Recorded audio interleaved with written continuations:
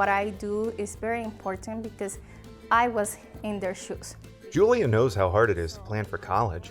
That's why she's at APS, helping students like Steven. If I didn't have the support that I did from Ms. Montijo, my counselors, I would just be going in there blind. I had zero clue what to do. What to do is fill out the FAFSA form. Think of it like this. There's money available specifically to help you pay for college. The FAFSA form is your way of saying, hey, can I get some?